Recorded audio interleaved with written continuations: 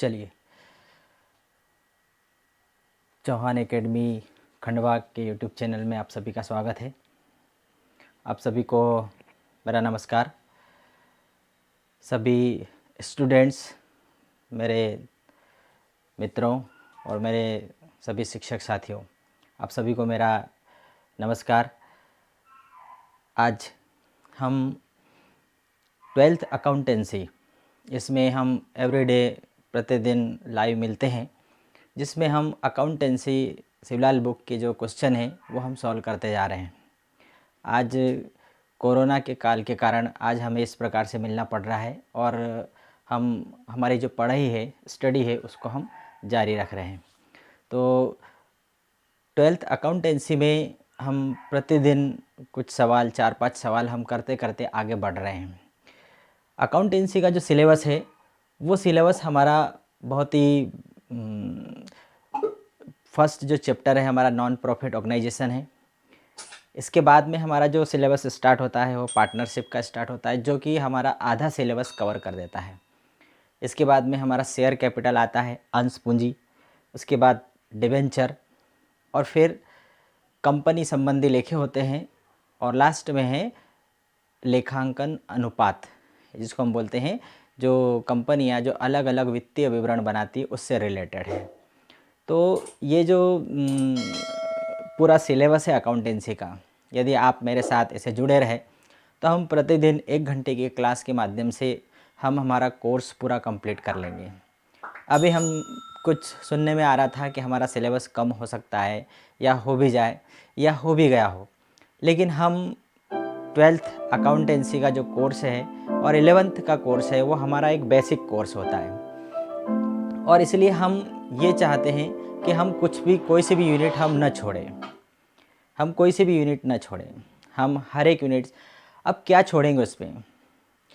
Partnership में हम कोई सा चैप्टर छोड़ नहीं सकते, शेयर कैपिटल में कुछ छोड़ नहीं सकते, डिबेंचर में कुछ छोड़ नहीं सकते, और जो रेशो निकालना रहता है, अनुपात निकालना, अनुपात विश्लेषण जो होती है, विश्लेषण की अलग अलग जो विधियाँ होती है, उनमें हम कुछ छोड़ नहीं सकते। तो उसमें क्या छोड़ेंगे? हमारा कौन सा सिलेबस कम करेंगे? ये हमारे लिए बेसिक है। यदि हमें आगे इन फ्यूचर में सीए बनना हो, सीएस बनना हो, या अकाउंटिंग की कोई सी भी फील्ड में जाना होगा, तो ये जो हम पढ़ रहे हैं इसके विस्तृत रूप को ही हमें पढ़ना पड़ेगा। तो यदि हम इसकी बेसिक चीज़ें ही नहीं पढ़ पाएंगे तो हम उसके विस्तृत रूप को कैसे पढ़ पाएंगे, उसको कैसे फेस कर पाएंगे? अभी कुछ बच्चों को प्रॉब्लम्स आ रही होगी कि मैं हिंदी में समझा रहा हूँ, लेकिन जो अकाउंट्स है वो इंग्लिश में करता हूँ। लेकिन वास्तव में मेरा ये अनुभव रहा है कि मैंने मेरे स्कूल में 1 साल हिंदी में पढ़ाया बच्चों को, लेकिन वही बच्चे जब कॉलेज में गए तो उन्हें वही अकाउंट्स जब वहाँ पर इंग्लिश में करना पड़ा। मीडियम हिंदी रहता है, लेकिन 99% जो अकाउंट्स है वो हिंदी में इंग्लिश में किया जाता है। तो कॉलेज में जाने के बाद उन्हें बहुत प्रॉब्लम फेस करना पड़ी।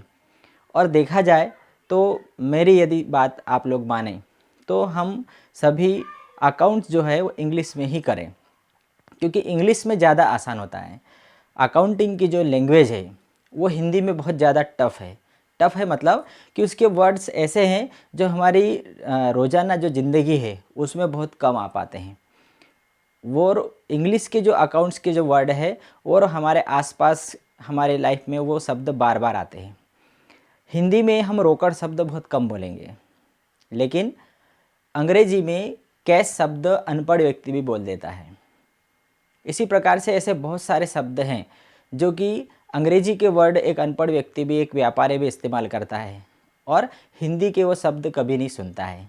यदि मैं थोड़ी देर के लिए आप लोगों को बोलूं कि उत्तमर्ण और अधमर्ण, ये शब्द हमने कभी ऐसे जनरली हमारे आसपास के वातावरण में कभी नहीं सुना होगा, लेकिन हमारे हिंदी में अकाउंटेंसी के हिंदी वर्ड्स में देनदार और लेनदार जिसको हम बोलते हैं वो उत्तमर्ण और अधमर्ण होता है, लेकिन इसी को हम डेटर एंड क्रेडिटर से बोलते हैं। तो ऐसे अंग्रेजी के वर्ड्स जो हैं वो बहुत ही एक बार यदि हम उसको हमने समझ लिया तो हम आसान है उसको करना। इसलिए आप लोग थोड़ी से आपको कोशिश करना पड़ेगा, प्रयास करना पड़ेगा, लेकिन आगे की जो आपकी प्रॉब्लम्स है वो दूर हो जाएगी। और आज के समय में तो हमारा घर ही हमारा विद्यालय है। हमारे पास टाइम ही टाइम है। हम हमारे मन मर्जी के हिसाब से हमारा टाइम शेड्यूल बना सकते हैं। आपको दिन में टाइम मिलता है, आपको शाम में टाइम मिलता है, आपको नाइट में टाइम मिलता है। सभी यदि सो जाते हैं उसके बाद आपको टाइम मिलता है, तो आप आपका टाइम सेट कर सकते हैं और नियमित रूप से आपकी पढ़ाई कर सकते हैं। ये कोरोना का जो समय है ये हमारे लिए अवसर है और इस अवसर का हमें भरपूर फ़ायदा उठाना चाहिए। ऐसे समय में हमें दो चीज़ें मिल गई है। एक तो हमें टाइम मिल गया है, हम हमारी मन मर्जी के हिसाब से टाइम सेट कर सकते हैं। दूसरा, हम सभी के हाथ में मोबाइल आ गया है। मोबाइल आ गया है इसका मतलब हमारे हाथ में दुनिया आ गई है। हमारे हाथ में यूट्यूब है, हमारे हाथ में गूगल है। हम जैसे भी पढ़ाई करना चाहें हम कर सकते हैं और हमारे माँ बाप भी हमें चलाने की छूट दे रहे हैं। तो हम उसका इतना सदुपयोग करें कि ये जो कोरोना का समय है वो हमें याद रहे कि मैंने इसका इतना फ़ायदा उठाया। तो आप सभी से मेरी रिक्वेस्ट है कि आप आपका जो घर है उसको विद्यालय समझकर आप पढ़ाई कर रहे होंगे और एक नियमित रूप से पढ़ाई करें। नियमित रूप से पढ़ाई करने का ये फ़ायदा रहता है कि हमें पता रहता है कि मैं कितना आगे बढ़ा हूँ। यदि हम छोड़ पकड़ करके करेंगे तो उसमें कभी भी हमें ये हम आकलन नहीं लगा पाएंगे कि मैंने कितनी स्टडी कर ली है। और कंटिन्यू यदि आप आधा घंटा भी पढ़ाई करोगे तो आपको एक लगेगा कि हाँ मैं इतना आगे बढ़ते जा रहा हूँ। और हम ये जो पढ़ते जा रहे हैं आप उसके नोट्स ज़रूर बनाएं। मोबाइल है, यूट्यूब पर वीडियो है, हमारे व्हाट्सएप के ऊपर वीडियो, इसका मतलब ये नहीं है कि आप जब चाहे तब देख सकते हैं, आपकी मन मर्जी। लेकिन यदि उसी वीडियो को देख करके आप नोट्स बनाते हो तो वो आपके दिमाग में छप जाएगा। एक होता है सुनना, दूसरा होता है बोलना और तीसरा होता है लिखना। ये सुनना, बोलना, लिखना और पढ़ना, ये चारों जो चीज़ें हैं ये चारों हमारे माइंड से रिलेटेड है। हम जो सुनते हैं वही बोलते हैं और वही लिखते भी हैं और वही पढ़ते भी हैं। तो हमने जो सुना है उसको लिखना बहुत ज़रूरी है। यदि हमने सुना हुआ हमने यदि कॉपी में नोट कर लिया वो आप ज़िंदगी भर कभी भूलोगे नहीं, क्योंकि कॉपी में नोट किया हुआ जो है वो हमें याद रहता है कि मैंने कौन सी कॉपी में किस पेज पर लिखा है। इसलिए एक उसकी स्पेशल हम नोट्स बनाएं और एक सब्जेक्ट का एक ही कॉपी बनाएं और उसी में हम कंटिन्यू नोट्स बनाते जाएं, ताकि उससे हमें व्यवस्थित तरीके से पता चलेगा कि हाँ मैंने कितना कोर्स कर लिया है। क्योंकि यही चीज़ जब बाद में जाने के बाद में आगे जब हम बहुत आगे बढ़ जाएंगे, अभी हम देख रहे हैं कि एक एक करते हुए हम 15-20 क्वेश्चन हम कर चुके हैं। तो यही क्वेश्चन को आप एक साथ जब लिखने बैठोगे तो आपको आलसी आएगी। लेकिन मैं जब रोज़ 5-5 प्रश्न, 3-3 प्रश्न कराते जा रहा हूँ, इन्हीं के यदि आप नोट्स बनाते जाएंगे, मेरे साथ यदि चलेंगे, तो आप पाओगे कि आपने वास्तव में बहुत सारा नोट्स बना लिया, आप एक कॉपी भरा गई आपकी। और इसे हम बोलते हैं कि बूंद बूंद से जो घड़ा भरता है। तो आपसे मेरी यही रिक्वेस्ट है कि आप मेरे साथ चले, मेरे वीडियो देखते रहें, उनको सब्सक्राइब करते रहे, लाइक करते रहे, शेयर करते रहे और साथ में नोट्स बनाते जाएं, ताकि आपको आगे जाने के बाद आप उसका रिवीजन कर सके। आप उसको जब भी एग्ज़ाम हो, गवर्नमेंट जो जिस प्रकार भी यदि एग्ज़ाम लेगी तो आप उसमें उसका सामना कर सकें। तो चलिए आज का हम हमारा सेशन स्टार्ट करते हैं। और आज के सेशन में हम 12th अकाउंटेंसी पार्टनरशिप में हम देख रहे थे profit and loss appropriation account और partners capital account. Profit and loss appropriation account and partners capital account, इसमें हमने करीब 19 क्वेश्चन कर लिए थे। आज हम 20वें नंबर का क्वेश्चन करने वाले हैं। आज हम 20 नंबर वाला क्वेश्चन करने वाले हैं। ठीक है, तो स्टार्ट करते हैं। 20 नंबर वाला क्वेश्चन क्या दिया है उसे हम देखते हैं। चलिए, ABC या हिंदी में लिखा है अ ब स आपस में साझेदार हैं।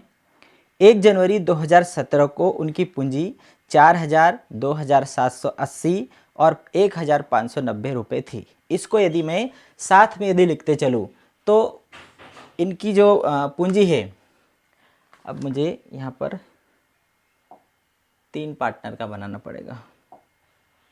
चलिए ठीक है, यहाँ पर 2 पार्टनर वाला बना हुआ है, इसलिए आप लोगों के लिए मुझे 3 पार्टनर का नोट्स बनाना पड़ेगा। ए, बी और सी, 3 पार्टनर हैं, तो उसका मैं बना लेता हूँ प्रॉफिट एंड लॉस अकाउंट। ठीक है, तो ये बन जाएगा यहाँ पर profit and loss account, particular amount. थोड़ी लाइन आप लोगों को तिरछी लग सकती है, लेकिन ठीक है, ये नई टेक्नोलॉजी का ये फ़ायदा है कि हम भले लाइन टेढ़ी हो सकती है लेकिन वह सीधी हो जाएगी। ठीक है, अब हम स्टार्ट करते हैं। Profit and loss appropriation account for the, ये कब बनाया जाएगा? वर्ष के अंत में, for the year ending on, कब बनाया जा रहा है? ये बनाया जा रहा है 31 दिसंबर 2017 को, 31 दिसंबर 2017 को। ठीक है, डेबिट साइड आ गया पर्टिकुलर, पर्टिकुलर्स अमाउंट, पर्टिकुलर्स और अमाउंट। ठीक है, ये चीज़ फॉर्मेट तो हम लिख सकते हैं, इसको लिखना कोई ज़्यादा कठिन बात नहीं है। अब लाभ हानि खाते में देखिए, ए बी सी पार्टनर हैं। 1 जनवरी 2017 को उनकी पूंजी दी है 4,000, 2,780 और 1,590 रुपये। लाभ बांटने से पूर्व बी 250 रुपये और सी 200 रुपये प्रति वर्ष वेतन पाने के अधिकारी है। देखिए, क्वेश्चन को यदि हम समझ गए तो आधा प्रश्न हम ऐसे ही कर देते हैं। अब यहाँ पर क्या दिया है? पूंजी दे दी, पहली बात हो गई, क्लियर हो गई। दूसरा, लाभ बांटने के पूर्व बी और सी को प्रति वर्ष वेतन पाने का अधिकार है। बी और सी जो 2 पार्टनर हैं, इनको वेतन मिलेगा, और कितना मिलेगा? 250 रुपये प्रति वर्ष बी को मिलेगा और 200 रुपये प्रति वर्ष सी को मिलेगा। अब यहाँ पर प्रति माह नहीं है, जल्दी जल्दी में हम क्या करते हैं कि हम प्रति माह मल्टीप्लाई कर देते हैं और वो लिख देते हैं। ये प्रति वर्ष है, मतलब वर्ष में बी को 250 और सी को 200 रुपये मिलेगा। ठीक है, पूंजी पर 5% प्रति वर्ष ब्याज देना होगा। जो उनकी पूंजी है उस पर 5% ब्याज देंगे, ये भी ठीक है। आहरण पर कोई ब्याज नहीं लगेगा, जो उन्होंने आहरण किया है उस आहरण पर हम किसी प्रकार का कोई ब्याज नहीं लेंगे। शुद्ध बांटने योग्य लाभ के, अब देखिए यहाँ से हम एक उसमें नई बात आ रही है लाभ हानि नियोजन खाते में। कौन सी बात आ रही है? शुद्ध बांटने योग्य लाभ के प्रथम 1,000, जब हम इस लाभ में से वेतन और ब्याज बांट दे देंगे, उसके बाद जो यहाँ पर जो लाभ आता है उस लाभ के पहले वाले 1,000 को 40%, 35% और 25% में बांटना है, ए बी सी में। मतलब जो यहाँ शुद्ध लाभ आएगा ये सब घटाने के बाद में, उस शुद्ध लाभ का पहला 1,000 उनके बीच में ए को 40% मिलेगा 1,000 का, बी को 35% मिलेगा और सी को 25% मिलेगा। और उसके बाद जो बचा हुआ जो लाभ रहेगा वो उनके बीच में आपस में बराबर बराबर बांट दिया जाएगा। बस इसमें एक यही नई बात है, ये वाले प्रश्न में एक नई बात कौन सी है कि ये इस शुद्ध लाभ में से वेतन और ब्याज घटाने के बाद जो लाभ बचता है उस लाभ को बांटने का एक नया तरीका दिया है कि मान लो 3,000 रुपये लाभ बचा, तो 3,000 में से पहले 1,000 को 40%, 35% और 25% के हिसाब से ए बी सी में बांटना है। और उसके बाद मान लो 2,000 बच गया, तो उस 2,000 रुपये को उन तीनों में बराबर बराबर बांट देंगे। इस प्रकार से जो दोनों हिस्से हैं वो दोनों हिस्से उनके हिस्से में आ जाएंगे। ठीक है, शेष लाभ बराबर बांटा जाएगा। 31 दिसंबर 2017 को समाप्त होने वाले वर्ष का लाभ साझेदारों का वेतन देने के बाद किंतु पूंजी पर ब्याज लगाने के पूर्व। देखिए यहाँ पर जो शुद्ध लाभ आ रहा है उस शुद्ध लाभ में से वेतन दे दिया गया है, वेतन देने के बाद किंतु पूंजी पर ब्याज लगाने के पूर्व का है। मतलब इस लाभ में से वेतन दे दिया गया है तो हम यहाँ पर वेतन नहीं देंगे। अब हमें क्या देना? पूंजी पर ब्याज लगाने के पूर्व, मतलब इस शुद्ध लाभ में से हमें पूंजी पर ब्याज देना है। कितना है? 2,317। तो हम यहाँ पर लिखते हैं by profit and loss, net profit 2,317 रुपये। ठीक है, अब इस शुद्ध लाभ में से वेतन दे दिया गया है प्रश्न के अनुसार, हमें क्या देना है, पूंजी पर ब्याज देना है। तो हम यहाँ लिखते हैं to interest on capital, A B और सी। ए बी और सी को पूंजी पर ब्याज देना है। कितने प्रतिशत ब्याज देना है हमें, 5%। अब पूंजी पर ब्याज इंटरेस्ट कैलकुलेशन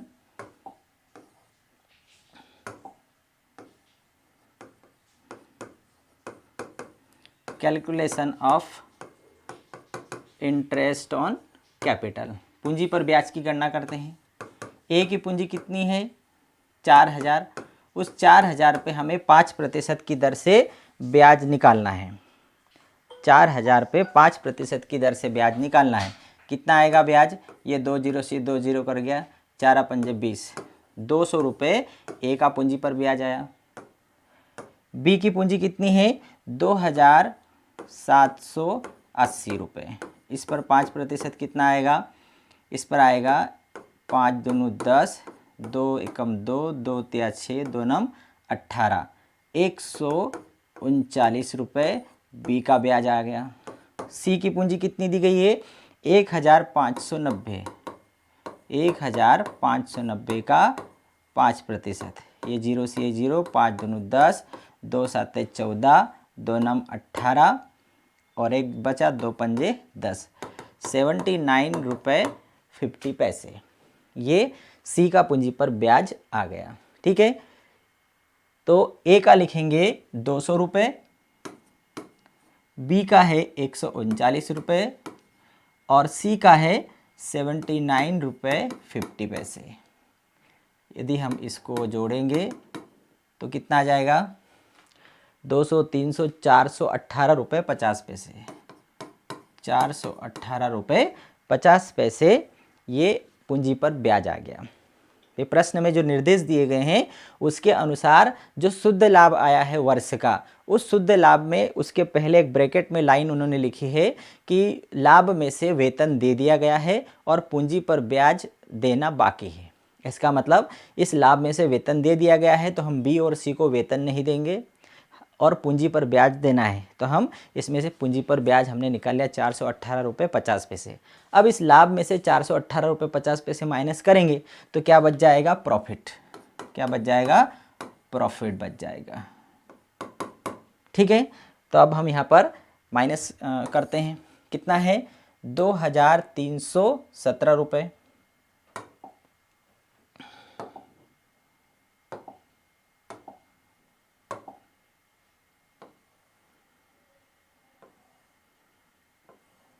टोटल यहाँ पर करेंगे इसलिए मैं यहाँ लाइन लिख देता हूँ, 2317 रुपये। 2317 रुपये में से कितना ब्याज हमें बांटना है, 418 रुपये 50 पैसे, 418 रुपये 50 पैसे। कितना बचेगा, 16 में से 8 गया 8, 10 में से 1 गया 9, 12 में से 4 गया 8 और 1898 रुपये 50 पैसे। ये क्या आ गया, लाभ आ गया, 1898 रुपये 50 पैसे।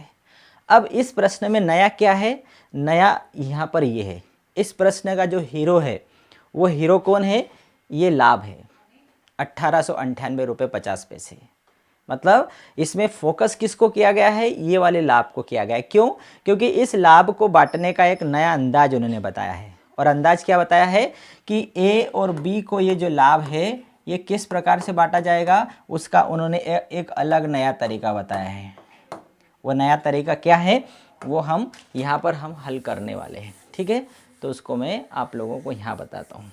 ये जो 1898 रुपये है, प्रश्न में क्या निर्देश दिए गए हैं कि 1898 जो लाभ आएगा उसके प्रथम 1000 रुपये ए और बी और सी में किस प्रकार से बांटा जाएगा। तो यहाँ हम लिखते हैं लाभ का विभाजन, लाभ का विभाजन ए बी और सी में। ठीक है, तो पहले 1000 प्रश्न में निर्देश के अनुसार क्या दिया गया है कि जो लाभ आएगा इस लाभ का पहला 1000 मतलब 1898 में से जो 1000 रुपये है वो 1000 रुपये को हमें किस अनुपात में बांटना है, उनके बीच में 40%, 35% और 25%।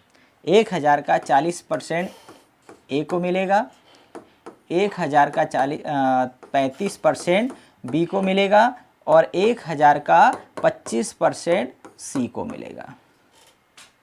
ठीक है, ये उन्होंने पहले 1000 को बांटने का तरीका बताया है। हम निकाल लेते हैं क्या आएगा। 1000 का 40% कितना आ गया 400, 35% 350 और 25% 250। ये तीनों को यदि हम जोड़ेंगे तो कितना हो जाएगा 1000 आ जाएगा। मतलब पहले 1000 में से ए को मिलेगा 400, बी को मिलेगा 350 और सी को मिलेगा 250। आगे देखते हैं। अब इसमें कितने बचे 1898 में से 1898 रुपये 50 पैसे में से हमने 1000 रुपये तो बांट दिए। अब कितने बचे 898 रुपये 50 पैसे बचे हैं। अब इस 898 रुपये 50 पैसे को हमें बराबर बराबर बांटना है। तो 898 रुपये 50 पैसे भागे 3, क्योंकि 3 साझेदार हैं तो 3 में बराबर बराबर बांटना है। मतलब कितने हिस्से करना पड़ेगा 3 हिस्से करना पड़ेगा। तो 3 का भाग दे देते हैं। 898 रुपये 50 पैसे भागित 3, 898 रुपये 50 पैसे भागित 3 कितना आएगा। देखिए 3 एकम 3, 3 27, 3 27, 3 पंजे 15, 199 रुपये 50 पैसे। एक का यदि 199 रुपये 50 पैसे आ गया, इसका मतलब सभी को समान ही मिलेगा। 199 रुपये 50 पैसे और 199 रुपये 50 पैसे। ये हो गया इनके बीच में विभाजन। ठीक, पहले 1000 को इस हिसाब से बांट दिया और बाद में बचा हुआ जो 898 है, जो 898 रुपये, उसे बराबर बराबर बांटना है। अब ए के हिस्से में कितना आ गया 400 और 199 रुपये 50 पैसे। यहाँ लिख देते हैं 400 रुपये और 199 रुपये 50 पैसे। बी को कितना मिला 350 प्लस 199 रुपये 50 पैसे। सी को कितना मिला 250 प्लस 199 रुपये 50 पैसे। ठीक है, अब हम यहाँ पर 1898 रुपये को हमने इस हिसाब में उनमें बांट दिया। ये बन गया हमारा लाभ हानि नियोजन खाता। अभी मैंने बताया कि इस प्रश्न में फोकस में किसको लिया गया है, फोकस में लाभ को लिया है कि जो बचा हुआ लाभ है उसको बांटने का एक नया तरीका बताया है कि पहले 1000 को 40%, 35%, 25% में बांटिए। तो हमने 1000 को 40% मतलब 40/100, 1000 का 35% मतलब 35/100 और 1000 का 25% मतलब 25/100। तो ये हमने लाभ हानि नियोजन खाता बना लिया। ठीक है, अब हम बनाते हैं, अब हम क्या बनाएंगे पार्टनर्स कैपिटल अकाउंट बनाएंगे। तो इसको मैं मिटा देता हूँ। Partners capital account, A B और सी का पार्टनर्स कैपिटल अकाउंट बनाना है हमें।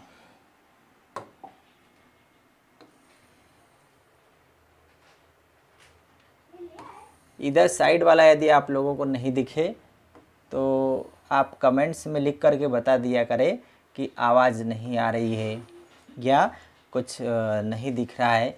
इस प्रकार से आप बता सकते हैं ताकि मैं उसको सुधार लूँ, क्योंकि मुझे पढ़ाते समय ऐसा ध्यान नहीं रहता है कि मेरा माइक, क्योंकि पिछले कल जब मैंने पढ़ाया था तो उस समय मेरा माइक थोड़ा सा टेढ़ा हो गया, इसलिए आप लोगों को आवाज़ स्पष्ट नहीं सुनाई दी। तो इसलिए मैं देख नहीं पाया कि मेरी आवाज़ आप लोगों को जा रही कि नहीं जा रही। वैसे आवाज़ तो गई है, लेकिन फिर भी वो मज़ा नहीं आया जो आना चाहिए था। इसलिए आप लोगों को लगे कि दिख नहीं रहा है, या मतलब आवाज़ के संबंध में ऐसे दिख नहीं रहा है, दिखेगा तो सही, लेकिन वो नेट की यदि कनेक्टिविटी लूज़ रही तो आपको थोड़ा बहुत प्रॉब्लम्स हो सकती है। वैसे समस्या नहीं आएगी। ठीक है, तो यहाँ पर आपको मुझे ऐसा लग रहा है कि ये वाला भाग नहीं दिख रहा होगा। मैं थोड़ा सा इधर सरका देता हूँ। ठीक है, अब दिख रहा होगा।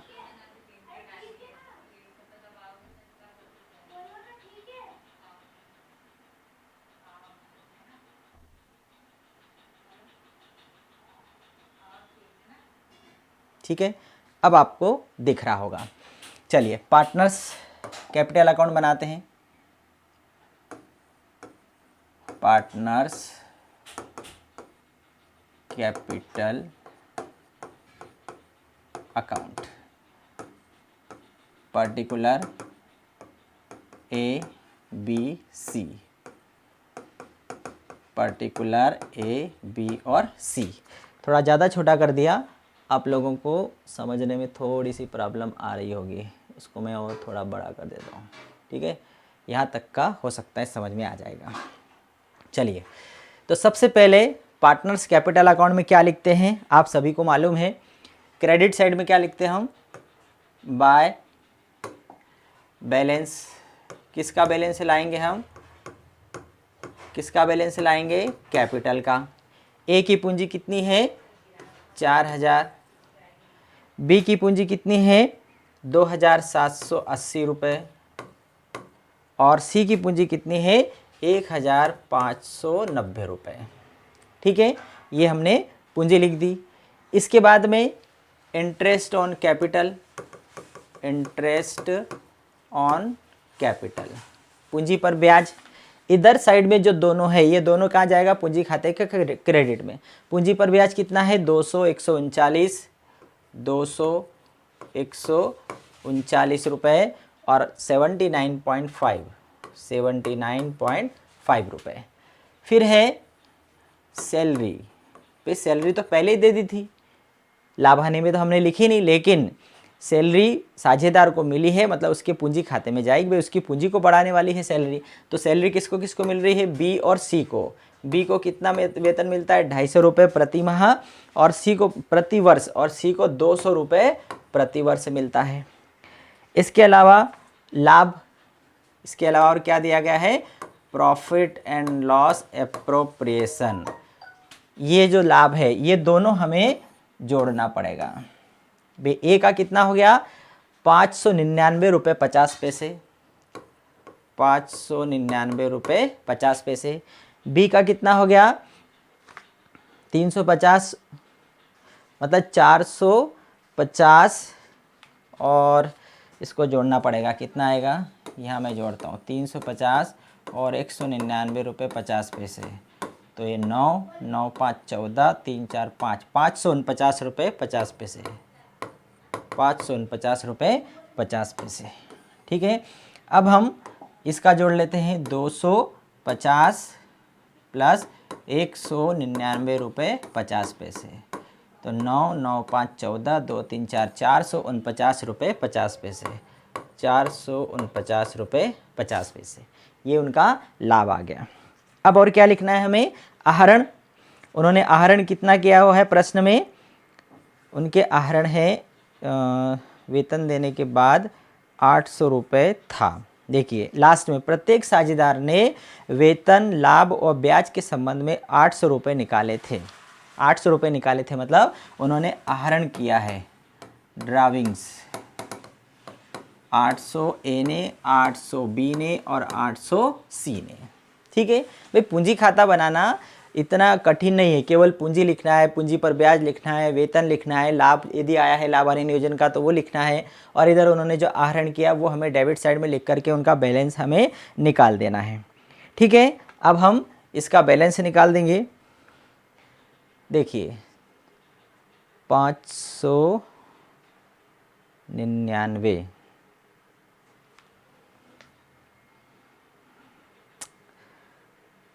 $800, तो कितना आया था, 898, 2 9 3 27, 3 और 2 5, ये हमारा 199 आ रहा है कि 299 आ रहा है, इसको हमें फिर से एक बार देखना पड़ेगा।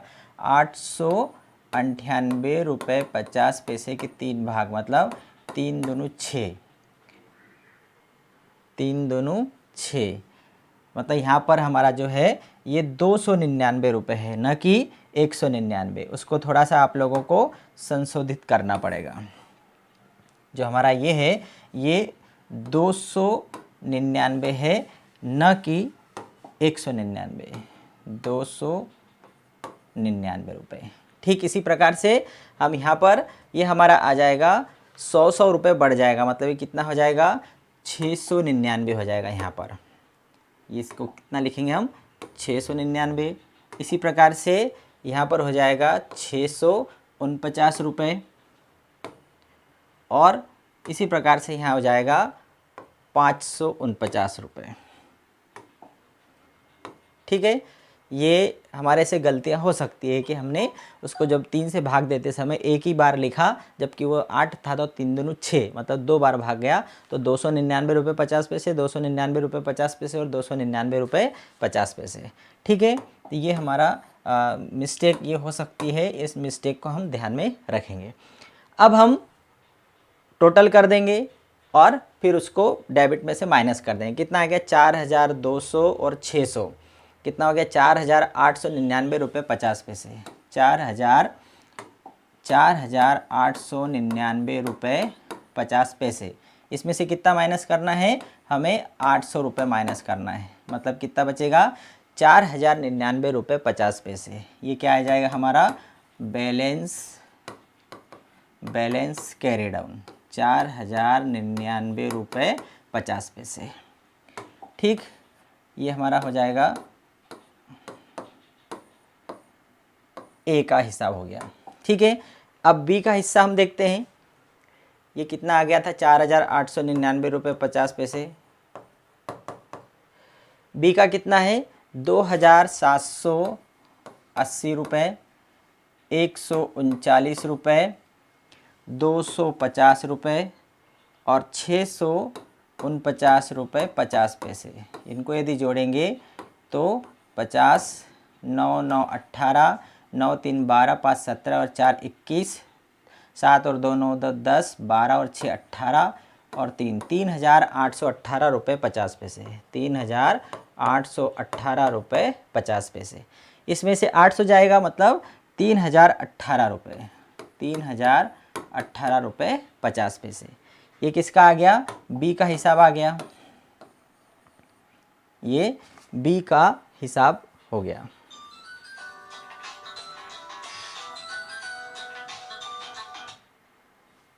ठीक है, अब हम सी का हिसाब करते हैं। सी का हिसाब कितना होगा 1590, फिर 79 रुपये 50 पैसे, 200 और 549 रुपये 50 पैसे। इसको जोड़ेंगे तो 10, 9 दूनी 18 और 1 19, 10 17 और 4 21, 5 2 7 14, 16 और 5 21 और 3119 रुपये। ये टोटल आ गया 3119। अब 3119 में से हमें 800 माइनस करना है, तो 9 1 11 में से 8 गया 3, 2319 रुपये। अब यहाँ पर हमारे से कुछ गड़बड़ हो रही है टोटल करने में। 1590, 79 रुपये, 200 और 549 रुपये 50 पैसे। तो टोटल कितना हो रहा है 9 दूनी 18 और 1 19, 9 और 1 10, 7 17 और 4 21 रुपये, 5 2 7, 2 9 और 5 14 रुपये और 2419। उसमें से 9 1 14 में से 8 गया 6 1 1619 रुपये। ये इसका बैलेंस आ रहा है 1619 रुपये। देखिए, जोड़ते घटाते समय हमें ये चीज़ों को ध्यान रखना पड़ेगा, नहीं तो इसमें जब दशमलव वाले प्रश्न आते हैं उसमें हमें गलतियां बहुत सारी होने की संभावना रहती है। क्योंकि जो 0.50 रुपये जो है 0.5 मतलब 50 पैसे जो है, ये इससे बहुत सारी हमारी गड़बड़ हो सकती है। तो ये था हमारा ए बी और सी का कितना आ गया 4899 रुपये 50 पैसे, 3818 रुपये 50 पैसे और 3119 रुपये। तो ये हमारा ए, बी और सी का पूंजी खाता है कंप्लीट हो गया। इसमें क्या था नया? इसमें नया कुछ भी नहीं था, केवल लाभ का विभाजन हमें करना था कि लाभ का विभाजन किस प्रकार से करना है। तो पहले 1000 को एक निश्चित अनुपात दे दिया और बाद में बचे हुए हिस्से को समान अनुपात में बांटने का बोला गया था। ठीक है, तो ये हमारा कौन सा 20 नंबर वाला क्वेश्चन हमने कंप्लीट कर लिया। अब हम 21 नंबर वाला सवाल करते हैं। चलिए 21 नंबर वाला सवाल, आगे के 2-3 प्रश्न हमारे एक जैसे आने वाले हैं। ठीक है, 21 नंबर वाला देखते हैं।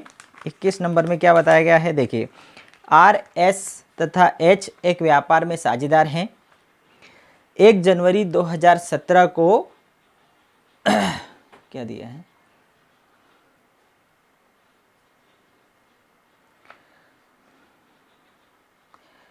देखो एक स्टूडेंट ने किसी ने पूछा है कि सर अगर क्वेश्चन में प्रॉफिट डिस्ट्रीब्यूशन करने का परसेंटेज दिया हो तो परसेंटेज के आधार पर ही प्रॉफिट डिस्ट्रीब्यूशन करेंगे कि कैपिटल के आधार पर।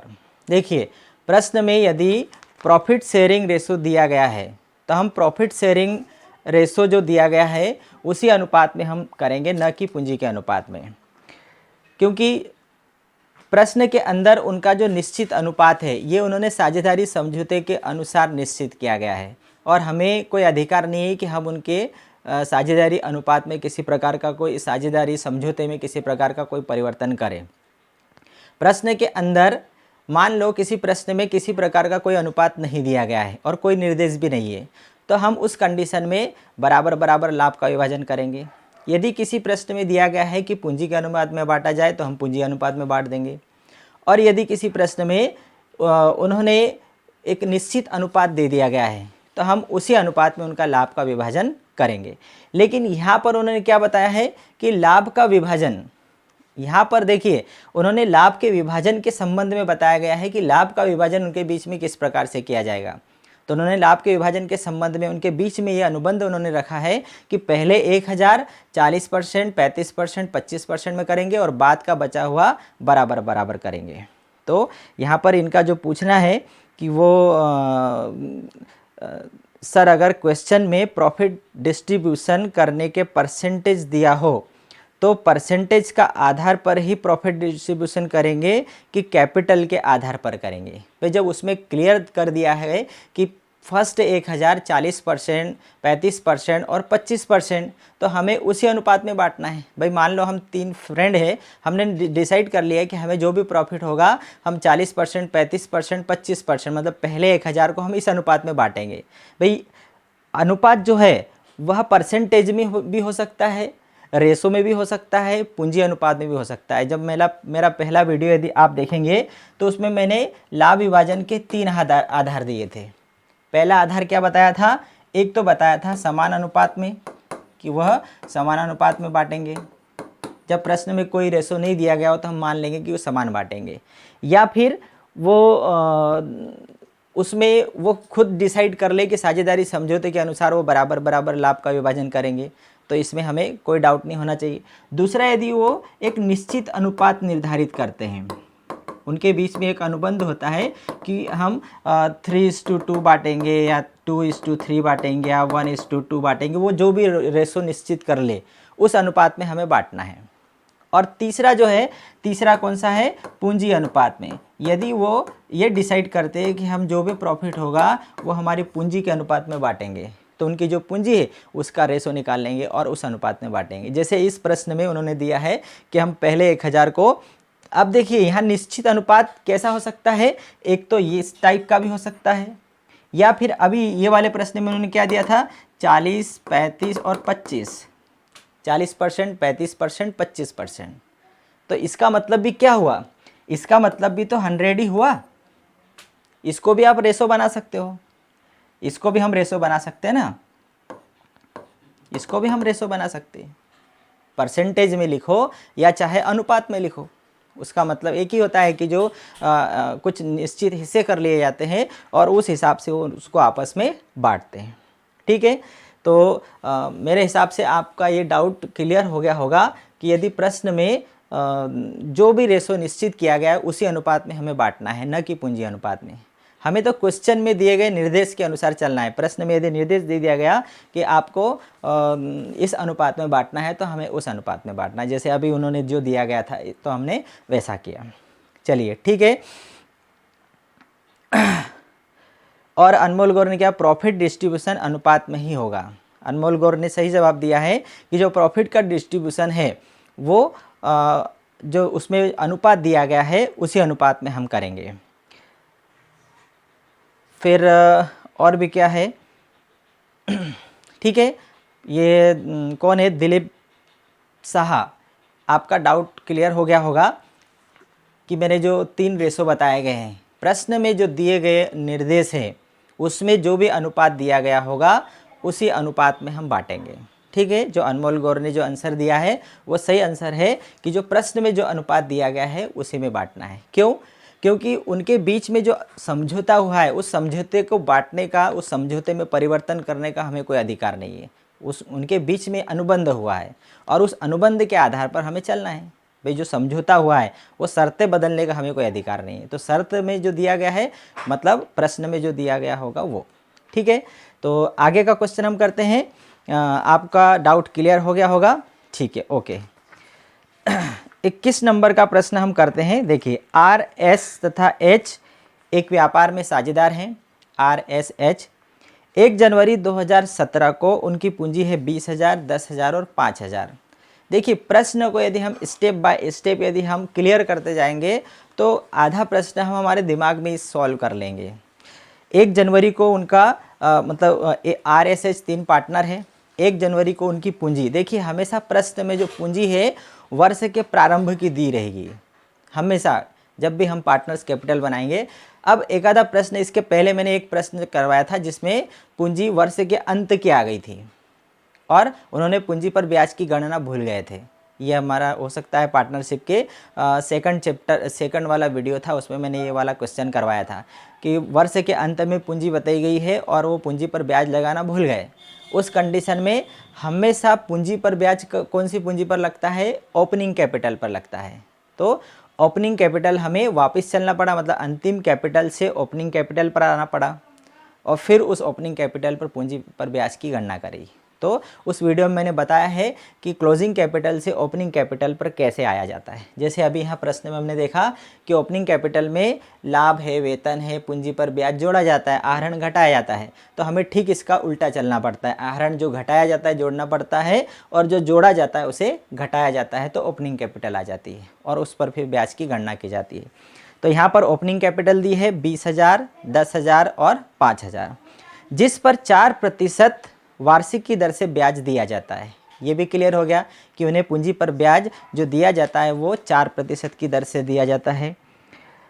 एच 500 रुपये प्रति वर्ष वेतन पाने का अधिकारी है। RSH 3 पार्टनर है, उसमें एच को 500 रुपये प्रति वर्ष वेतन पाने का अधिकार है। प्रति वर्ष, देखिए हर एक लाइन को यदि हम ध्यान से पढ़ेंगे तो हमें वही क्लियर हो जाएगा कि एक पार्टनर एच है, उसे 500 रुपये प्रति वर्ष वेतन पाने का अधिकार है।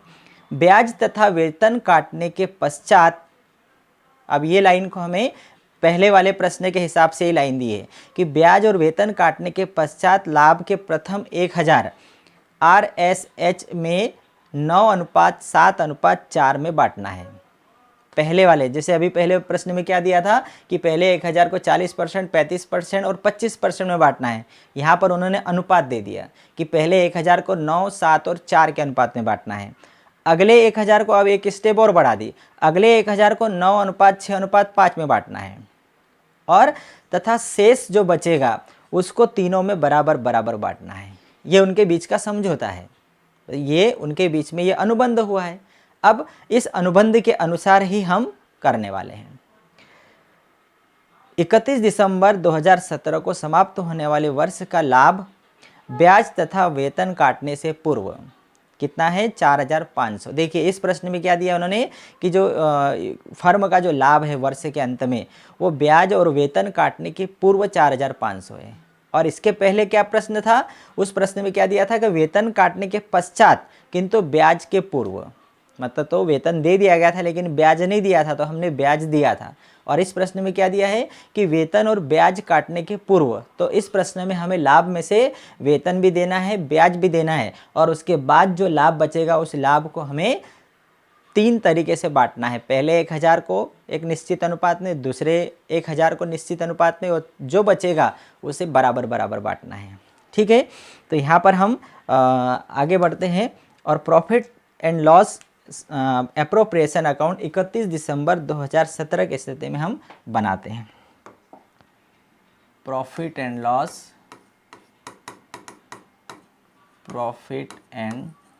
Loss appropriation account for the year ending on 31 December 2017। Particulars amount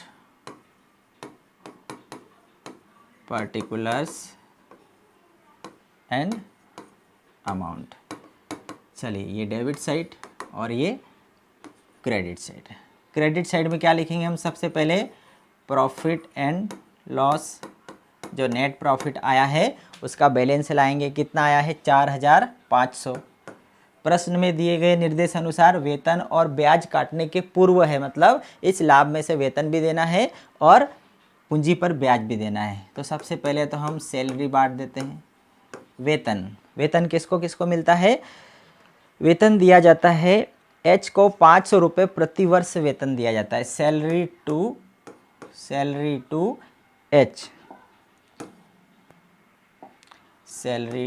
H कितना दिया जाता है? 500 रुपये प्रति वर्ष। फिर इंटरेस्ट ऑन कैपिटल, पूंजी पर ब्याज, आर, एस और एच। ठीक है, पूंजी पर ब्याज की गणना कर लेते हैं। इधर का मैं थोड़ी देर के लिए पूंजी खाता मिटा देता हूँ मैं। चलिए, पूंजी पर ब्याज की गणना कर लेते हैं। Calculation of interest on capital, पूंजी पर ब्याज। आर की पूंजी कितनी दी गई है प्रश्न में? 20,000, और 20,000 का 4% हमें निकालना है। कितना आएगा? 800 रुपये। एस की पूंजी कितनी दी है? 10,000 रुपये। 10,000 का 4% निकालेंगे, कितना आएगा? 400 रुपये। और एच की पूंजी है 5,000, और 5,000 का 4% कितना आएगा? 5 का 20, 200। ये आ गया तीनों की पूंजी पर ब्याज। यहाँ लिख देंगे 800, 400 और 200। 8 4 12 और 2 1400 रुपये। ठीक है, ये लाभ में से हमने वेतन दे दिया, पूंजी पर ब्याज दे दिया। अब जो बचेगा लाभ वो हमें प्रश्न में दिए गए निर्देश के अनुसार हमें क्या करना है? बांटना है। चलिए, 4,500 टोटल, इसमें से हम घटा देंगे 1,900 रुपये। तो 4,500 माइनस 1,900, 15 में से 9 गया 7, 15 में से 9 गया 6, और 3 में से 1 गया 2। 2,600 रुपये इन्हें लाभ हो रहा है। प्रॉफिट 2,600 रुपये। अब प्रॉफिट तो हमारा आ गया, लेकिन अब मेन समस्या कौन सी है? इसको बांटने की समस्या नहीं है। मतलब उन्होंने एक तरीका दिया है कि भाई इनमें लाभ का विभाजन किस प्रकार से किया जाए। तब हमें लाभ का विभाजन इनके बीच में करना है। ये समस्या नहीं है, एक उन्होंने एक तरीका अपनाया है। मान लो हम खुद ही पार्टनर हो, आर, एस, एच ऐसे 3 पार्टनर हो, और हमने आपस में डिसाइड किया हो कि हम पहले 1,000 को 9:7:4 में बांटेंगे, दूसरे 1,000 को 9:6:5 में बांटेंगे, और तीसरे जो उसके बाद जो बचेगा उसे बराबर बराबर बांटेंगे। तो हम यहाँ पर चलिए लाभ का विभाजन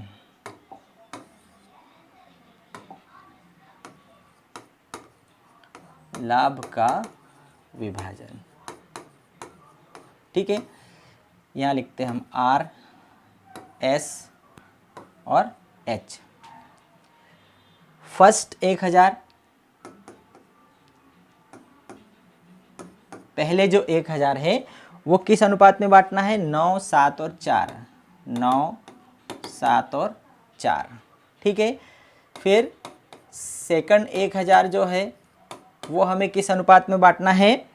9:6:5। और इसके बाद में जो थर्ड नंबर पे जो शेष बचेगा वो शेष को हम बांटेंगे 1:1:1 पे। बराबर का मतलब ही होता है 1:1:1। देखिए अब कितना लाभ हुआ है? 2600 रुपये का लाभ हुआ है। तो 2600 रुपये का लाभ हुआ है, तो आर को थोड़ा सा मैं नीचे बिठाता हूँ यहाँ। 2600 गुणित आर का कितना हिस्सा है? 9। अब यहाँ पर 2600 नहीं लिखेंगे, हम क्या लिखने वाले हैं? 1000। भाई पहले 1000 है ना, भाई पहले वाले 1000, फिर दूसरे 1000 कितने हो गए? 2000, और बचेंगे कितने? 600। भाई जो शेष है वो शेष कितना बचेगा? मैं यहाँ लिख ही देता हूँ ना, शेष कितना बचेगा? शेष 2600 रुपये बचेगा। 2600 नहीं, 600। शेष कितना बचेगा? 600 रुपये बचेगा। पहले 1000 इस अनुपात में, दूसरे 1000 इस अनुपात में, और बचे हुए 600 रुपये जो है वो बराबर बराबर बांटना है। अब 1000, अब ये 9:7:4। इसका मतलब क्या हुआ कि तीनों पार्टनर के कुल हिस्से कितने हो गए? तो इन तीनों को जोड़ दो, 9 और 7 16 और 4 20। मतलब कुल हिस्से कितने होंगे? 20। 20 में से 9 हिस्से आर के, 7 हिस्से एस के और 4 हिस्से एच के। तो 1000 गुणित 9, मतलब आर का हिस्सा कितना है? 1000 गुणित 9/20। एस का कितना आएगा? 1000 गुणित 7/20। और एच का हिस्सा कितना आएगा? 1000 गुणित 4/20। ठीक है, इसी प्रकार से हम किसका निकालेंगे? सेकंड नंबर वाला निकालेंगे। 1000 गुणित 9/20, वही का वही आएगा। 1000 गुणित 6/20 और 1000 गुणित 4/20। फिर थर्ड नंबर का क्या रहेगा?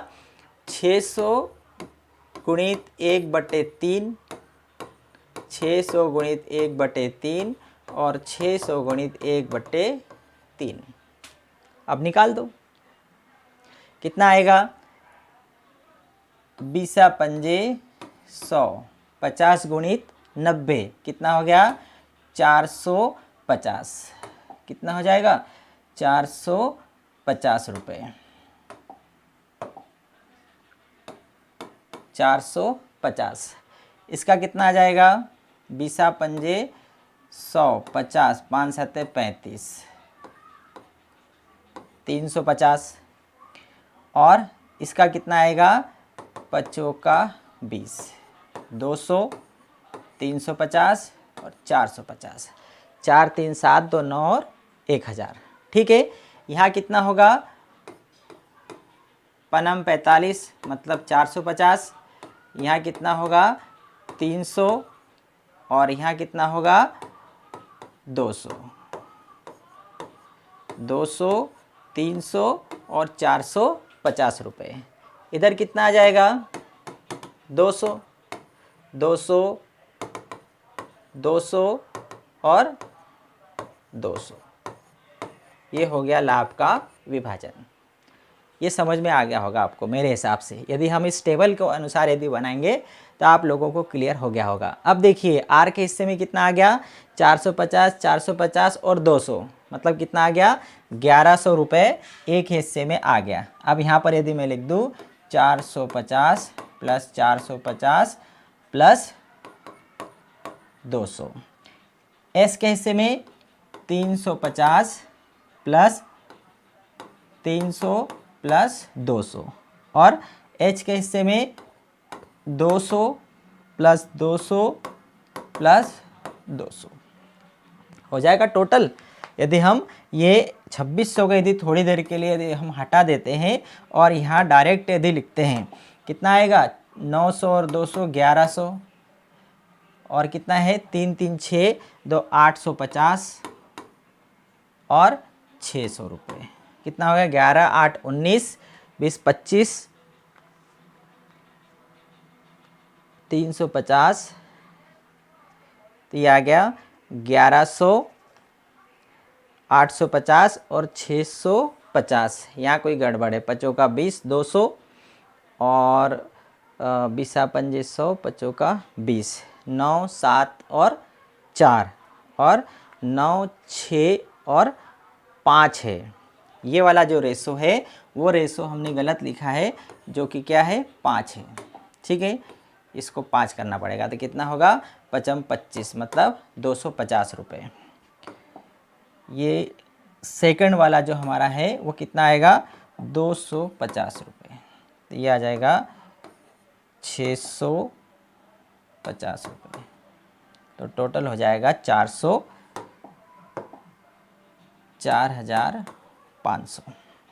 ठीक है, यहाँ पर हमें लाभ विभाजन करने का 3 अलग अलग तरीके बताए हैं कि पहले 1000 को 9:7:4 में बांटना है, दूसरे 1000 को 9:6:5 में बांटना है, और जो बचा हुआ है उन्हें उनके बीच में बराबर बराबर बांट देना है। तो तीनों को जोड़ेंगे तो आर के हिस्से में 1100 का लाभ आ रहा है, एस के हिस्से में 850 का लाभ आ रहा है और एच के हिस्से में 650 रुपये का लाभ आ रहा है।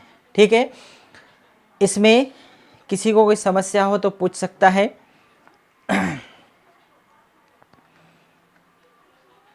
क्या पूछ रहे हैं? किशन जय सिंघानिया क्या पूछ रहा है? सर सेकंड वाले लास्ट मिनट 5 मतलब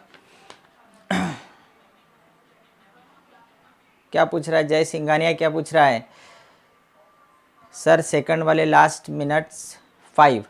चलिए ठीक है, क्लियर नहीं पूछ रहे, क्या पूछ रहे वो, तो मैं इसको मिटा रहा हूँ।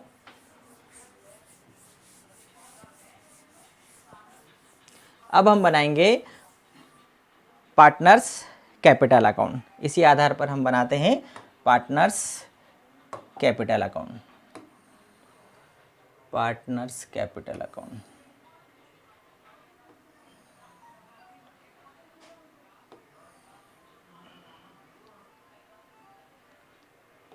R S और H, और इसी प्रकार से पर्टिकुलर R S और H, ये हमारा हो जाएगा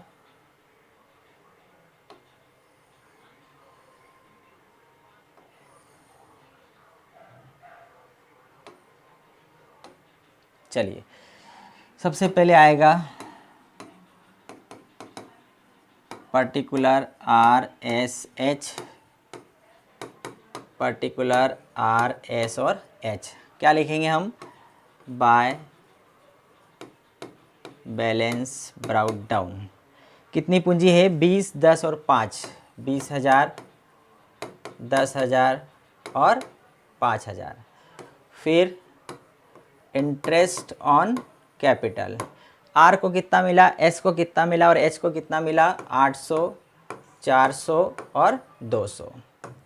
फिर सैलरी वेतन, वेतन किसको दिया गया? एच को कितना दिया गया है? 500 रुपये का वेतन दिया गया है। फिर क्या लिखेंगे हम? प्रॉफिट, प्रॉफिट कितना मिला? 1100 850 और 650। 1100 850 और 650, तीनों चीज़ें आ गई, वेतन भी आ गया, पूंजी पर ब्याज भी आ गया और लाभ भी आ गया। इसके अलावा उन्होंने कोई आहरण नहीं किया गया है इस प्रश्न में। अब हम बैलेंस निकाल देंगे, टोटल इसका बैलेंस आ जाएगा, कितना है?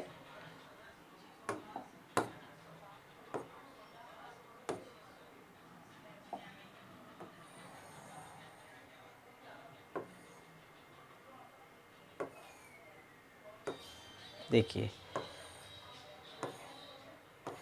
चलिए हिसाब करते हैं आर का।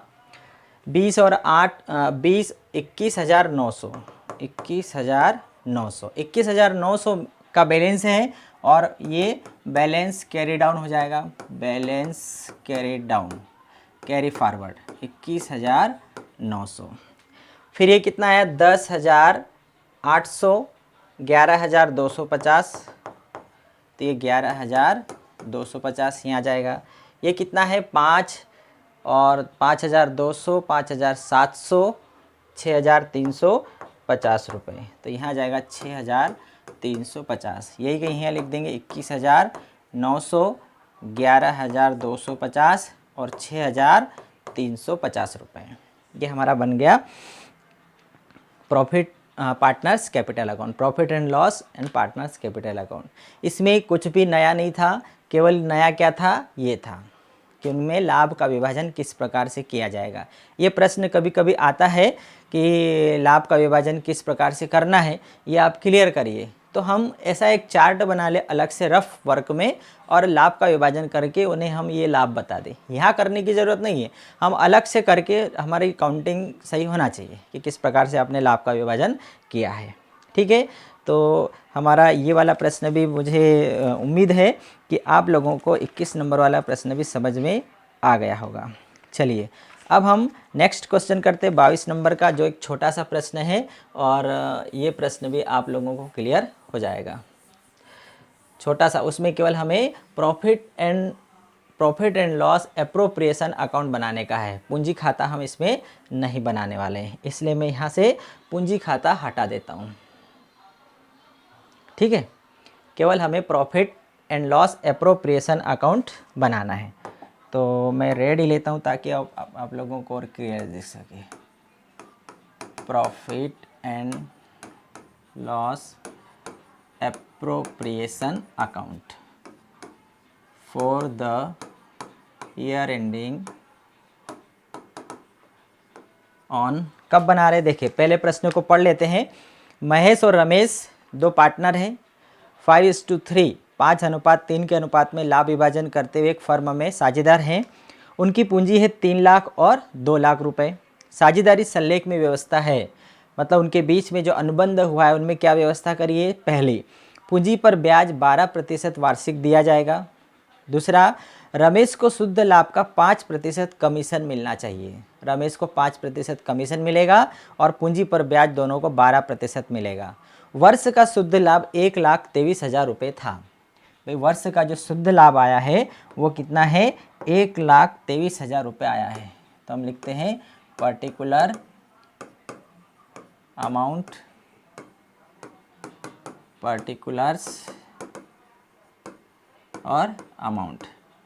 कभी कभी परीक्षा में इतना सिंपल क्वेश्चन भी आ जाता है, बहुत छोटा सा क्वेश्चन देते हैं, लेकिन थोड़ा सा भी यदि हम गलती कर देते तो गलत हो सकता है। देखिए ये प्रश्न बहुत ही एक सरल, बोलेंगे कि इतना आसान प्रश्न है जिसको हम 5 मिनट भी नहीं लगेंगे और उसको हम कर सकते हैं। 1,23,000 रुपये का लाभ है, मैं डायरेक्ट यहाँ लिख देता हूँ 1,23,000 रुपये। इसमें से पूंजी पर ब्याज देना है और रमेश को कमीशन देना है। तो सबसे पहले हम दे देते हैं इंटरेस्ट ऑन कैपिटल। पूंजी पर ब्याज देना है कितने प्रतिशत, 12%। तो महेश की पूंजी कितनी है, 3 लाख रुपए है, और 3 लाख रुपए की पूंजी पर 12% की दर से यदि ब्याज देंगे तो कितना आएगा, 12,36,000 रुपये। और रमेश की पूंजी है 2 लाख रुपए। 2 लाख पर यदि 12% की दर से हम ब्याज देंगे तो होगा 12,24,000 रुपये। तो महेश की पूंजी 36,000 पूंजी पर ब्याज, और रमेश की पूंजी को 24,000 रुपये। महेश 36,000 और रमेश 24,000। टोटल पूंजी पर ब्याज कितना हो गया, 60,000। ठीक है, अब पहली कंडीशन पूरी कर दी। दूसरी कंडीशन, रमेश को शुद्ध लाभ का 5% कमीशन मिलेगा। रमेश का कमीशन कितना है, शुद्ध लाभ 1,23,000 रुपये। 1,23,000 रुपये का 5% कमीशन कितना आ जाएगा, 5 शून्य शून्य 5 तिया 15, 5 दूनी 10 और 1 11, 5 एकम 5 और 1 6, 6,150 टू रमेश कमीशन, या कमीशन टू रमेश, इस टाइप से लिख देते हैं हम, कमीशन टू रमेश 6,150 रुपये। ठीक है, अब बैलेंस निकाल दो टू प्रॉफिट। 1,23,000 में से 60 और 66,150, 1,23,000 माइनस 66,150, 10 में से 5 गया 5, 9 में से 1 गया 8, 12 में से 6 गया 6 और 11 में से 6 गया 5, 56,850 रुपये हमारा प्रॉफिट आ गया टू प्रॉफिट। ये तो लिख दिया मैंने 56,850 रुपये। ठीक है, तो ये हमारा 56,850 रुपये का प्रॉफिट आया है। 5:3 उसमें महेश और रमेश जो है किस अनुपात में लाभ का विभाजन करते हैं? महेश और रमेश 5:3 में बांटते हैं, 5:3 में। तो 56,850 रुपये को यदि हम बांटेंगे तो 56,850 रुपये जो है उसको यहाँ बांट के मैं बता देता हूँ। देखिए, बटे 8 और रमेश का आएगा 56,850 गुणित 3/8। ठीक है, तो 8 सत्ते 56, 8 एकम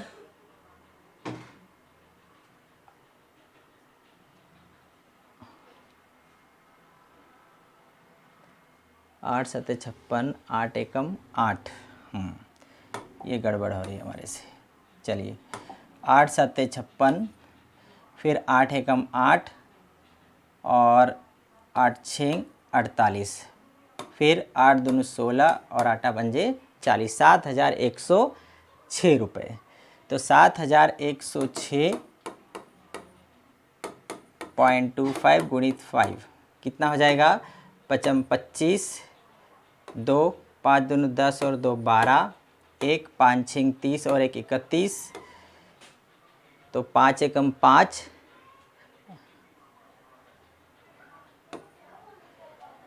और 5 एकम 5 और 5 7 35। ठीक है, तो ये हो जाएगा हमारा 7 अपना 35 और 500 और 6 पंजे 30। ठीक है, ये आ गया हमारा महेश का। रमेश का कितना होगा? ये वही आएगा 7,106 रुपये 25 पैसे गुणित 3, कितना आएगा? 3 पंजे 15, 1 3 दूनी 6 और 1 7, 3 18, 3 एकम 3 और 3 7 21। ये आ गया रमेश का 35,531, 35,531 रुपये 25 पैसे और 21,318 रुपये 75 पैसे। ये दोनों को यदि जोड़ेंगे तो 5 और 5 10, 7 और 2 9 और 1 10, 8 9 और 1 10, ये 0 आ गया। 3 4 और 1 5 और 5 और 3 8, 5 और 1 6, 3 और 2 5, 56,850 रुपये। ये हमारा प्रॉफिट का जो विभाजन है वो हमने 5:3 में कर दिया है। ठीक है, ये प्रश्न वैसे बहुत सरल है। लाभ आया, लाभ में से हमने पूंजी पर ब्याज बांट दिया, पूंजी पर ब्याज देने के बाद कमीशन रमेश को दिया और जो बचा हुआ लाभ है 56,850 उसको हमने 5:3 में बांटा है, 5:3 में उनके बीच में लाभ का विभाजन कर दिया है। ठीक है, तो ये लाभ का जो विभाजन हम करने वाले हैं इसमें हमें बहुत सावधानी रखना है। वैसे 56,850 ये जो लाभ का विभाजन है ये हमें प्रश्न में दिखाना है कि 5:3 के अनुसार महेश को कितना मिलेगा और रमेश को कितना मिलेगा। तो इसका जब भी हम विभाजन करें तो हम उसको रफ वर्क में करके देखें और बार बार उसको हम जोड़ करके भी देखें, टैली करके देखें कि हमारा पूरा 56,850 रुपये आ रहा है या नहीं। ठीक है, तो आज हमने ये 22 नंबर तक के क्वेश्चन किए हैं। तो आप लोगों को ये तीनों प्रश्न समझ में आए होंगे।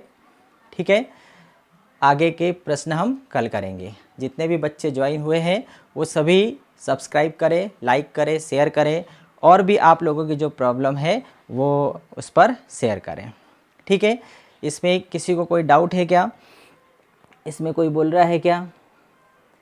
किशन जय सिंघानिया क्या बोल रहा है? चिरंजीव तोमर, हेलो सर, हो गया है 6150। करण जय सिंघानिया, ठीक है, ओके। आप सभी को मैं आशा करता हूं कि आपको समझ में आ गया होगा, और इसके आगे के जो प्रश्न हैं हम कल फिर इसी समय 6 o'clock को मिलेंगे ऑनलाइन। और सभी जितने भी बच्चे हैं, आपके साथी जितने भी हैं, उन सभी को बोले कि वो लाइव हो, और हम कंटिन्यू ऐसे करते जाएंगे तो आपका कोर्स भी आगे बढ़ते जाएगा। और जितने भी फ्रेंड्स हैं उन सभी को बोले कि चौहान एकेडमी खंडवा के चैनल को सब्सक्राइब करें, लाइक करें, शेयर करें, ठीक है, ओके, थैंक यू।